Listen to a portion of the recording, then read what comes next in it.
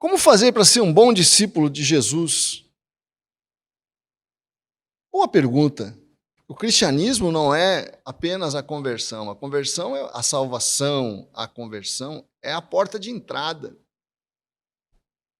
O que eu faço depois que eu me converto? O que eu faço depois da salvação? Entre a salvação e o final da história, tem um intervalo muito grande de tempo. O que eu faço nesse intervalo de tempo? Você é chamado para ser um discípulo de Jesus. E o que é ser discípulo de Jesus? A palavra discípulo significa aprendiz, aluno. Você é chamado para ser um aluno de Jesus. Ele é o mestre, nós somos os alunos, os aprendizes dele. E essa é a missão fundamental da igreja. Fazer discípulos.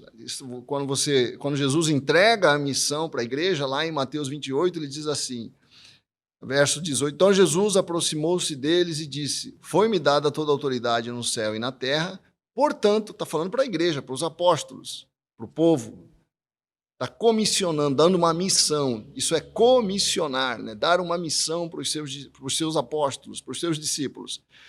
Foi-me dada toda a autoridade no céu e na terra, portanto, vão e façam discípulos de todas as nações, batizando-as em nome do Pai, do Filho e do Espírito Santo, ensinando-os. Ensinando o quê?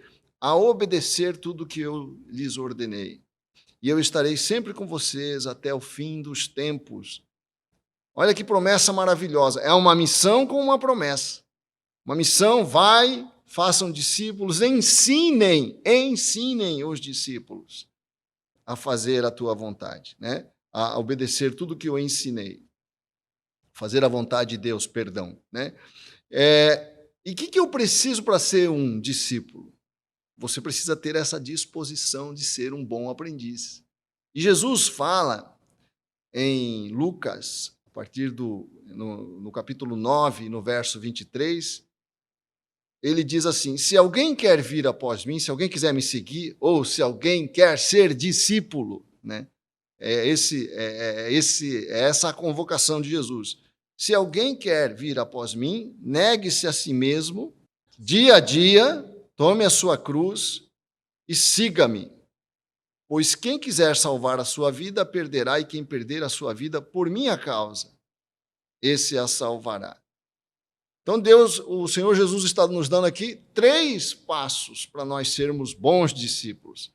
A primeira coisa é dizer não para mim. Não para as minhas preferências, não para os meus desejos, não para os meus impulsos, quando essas coisas estiverem no caminho da prioridade absoluta que eu devo ter na minha vida, que é obedecer o Senhor Jesus, meu mestre. O meu mestre é a prioridade. Eu tenho que dizer não para mim para poder dizer sim ao meu mestre. Ou seja, eu tenho que dizer não sempre que o meu desejo me impede de dizer sim para o meu mestre. Não é qualquer desejo.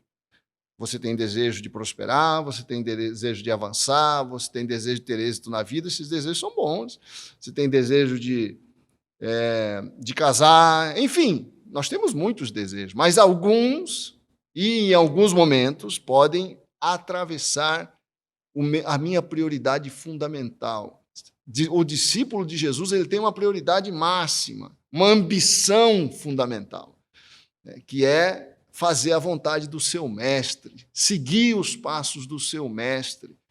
Se eu não tenho essa radical disposição de negar a mim mesmo, não sirvo para ser discípulo de Jesus. E outra coisa que ele diz, a segunda coisa que ele diz, que essa disposição tem que ser uma disposição diária, né? Ele diz assim,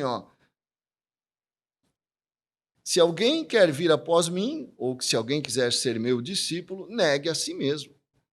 Negar o quê? Tudo que se contrapõe ao propósito dessa missão que eu assumi para a minha vida de ser aprendiz do mestre.